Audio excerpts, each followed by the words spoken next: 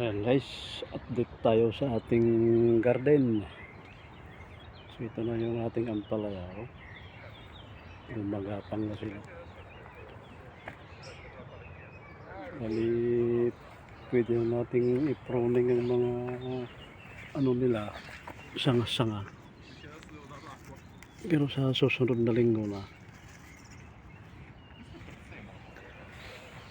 Ito yung ating mga sitaw. Ito yung daming langgam. Hindi pa ako kasi nag-spray. So ito na siya. Ang lulusog nila guys.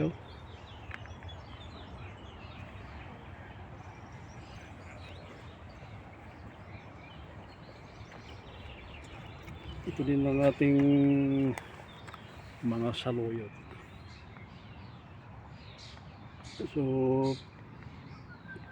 next din pwede na natin silang putulan, talbusan kasi lumalabas na ang kanilang sabong, bulaklak.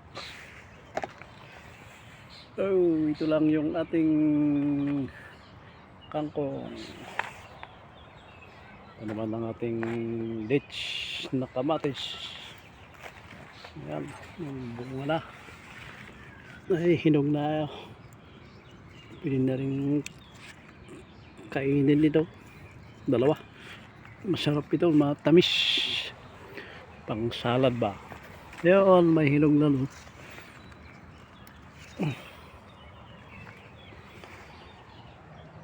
Ito naman ng ating nag-iisang malunggay. So ito lang ang ating pananim dito guys. So sunod doon tayo sa kabila. Doon sa aking bukid garden din. So ito yung turo, yung nauna kong itinanim noon. Pero kailangan talagang mag-spray. Ang dami ng aplat. Langgam. Yan naman yung sitaw na mahaba. Sa layosay. So yan, marami tayong guys. Saluyot. At yan yung ating ampalaya na nakapasok. Ito yung gagawin nating pangtalbos lang. So yan lang guys. Thanks for watching.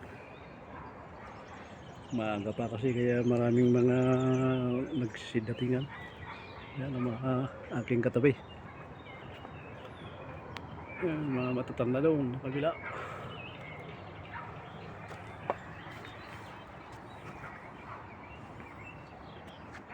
Pananim nila sa kabila. Pipino. Yan, pipino. Zucchini. Ito yung nakakatawa sa atin dito. Pangtalbos talaga. May pangsahog na tayo sa manok, tinula.